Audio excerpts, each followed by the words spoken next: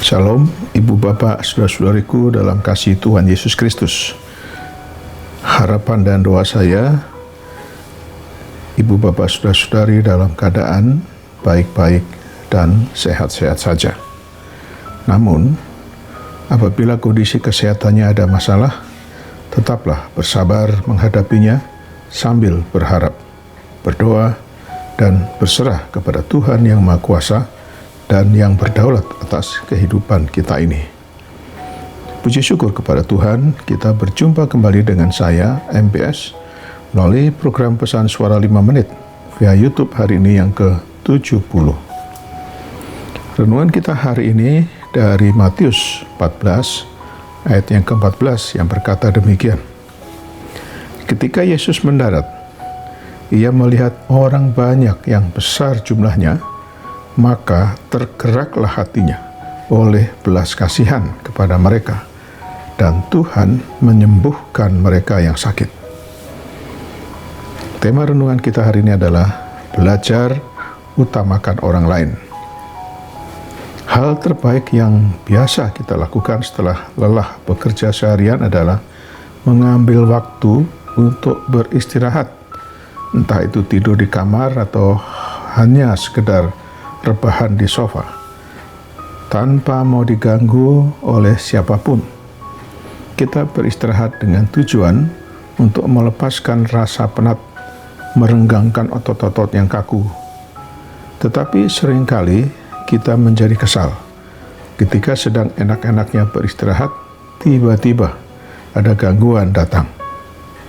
Suatu ketika, Yesus ingin sekali beristirahat dan mengasingkan diri karena di balik kelelahan tubuhnya, Yesus juga sedang berduka karena telah mendengar kabar tentang kematian Yohanes Pembaptis yang sangat tragis, yaitu dipenggal kepalanya oleh Raja Herodes.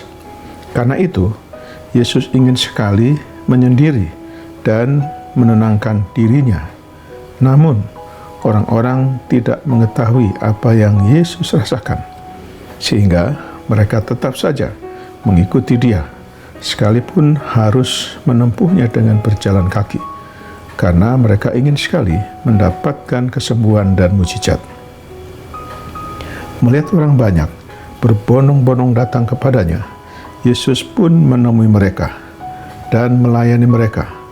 Sekalipun hari sudah larut malam, Yesus rela mengesampingkan kebutuhan pribadinya yang semula ingin menyendiri, beristirahat, dan menenangkan hati dengan tetap mengutamakan kepentingan orang banyak itu, melayani mereka, bahkan memberi mereka makan. Tuhan telah meninggalkan teladan hidup bagi orang percaya. Kristus rela mengesampingkan kepentingan dirinya dengan memperhatikan kepentingan orang lain. Karena itu, hendaklah dengan rendah hati yang seorang dengan yang lain lebih utama daripada dirinya, dan janganlah tiap-tiap orang hanya memperhatikan kepentingannya sendiri, tetapi kepentingan orang lain juga. Tertulis dalam Filipi 2 ayat 3 dan 4. Selain itu, kita juga diajar untuk memiliki kasih yang diwujudkan dengan tindakan, yaitu menolong orang lain yang sedang membutuhkan pertolongan. Sebagai ayat penutup, saya bacakan dari Galatia 6 ayat yang kedua. Demikian, bertolong-tolonganlah menanggung bebanmu, demikianlah kamu memenuhi hukum Kristus. Demikianlah renungan kita hari ini. Selamat beraktivitas dengan iman dan imun yang teguh. Tuhan Yesus Kristus menyertai dan memberkati kita. Mari kita berdoa. Bapa di surga, kami bersyukur untuk firman-Mu hari ini. Terima kasih atas pencerahan-Mu bagi kami untuk memahami dan mengerti kehendak-Mu ya Tuhan, untuk belajar mengutamakan orang lain seperti Tuhan Yesus lakukan. Karena itu ya Tuhan, tuntun dan bimbinglah kami selalu, agar kami bisa menjadi alat Tuhan untuk melayani dan mengutamakan orang lain.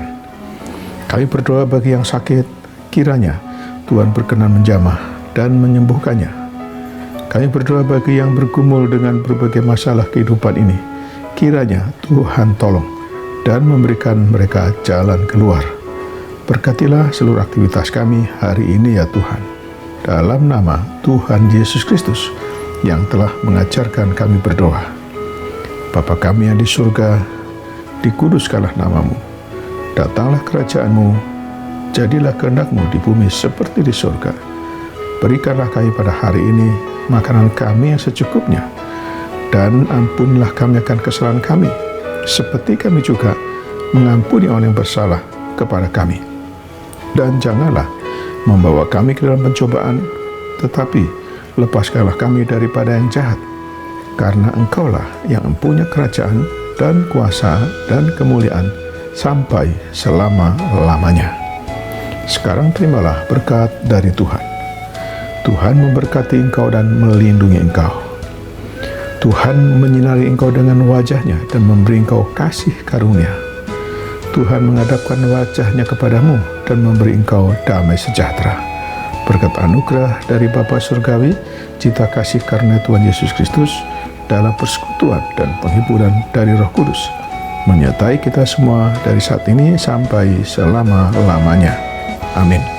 Sampai jumpa.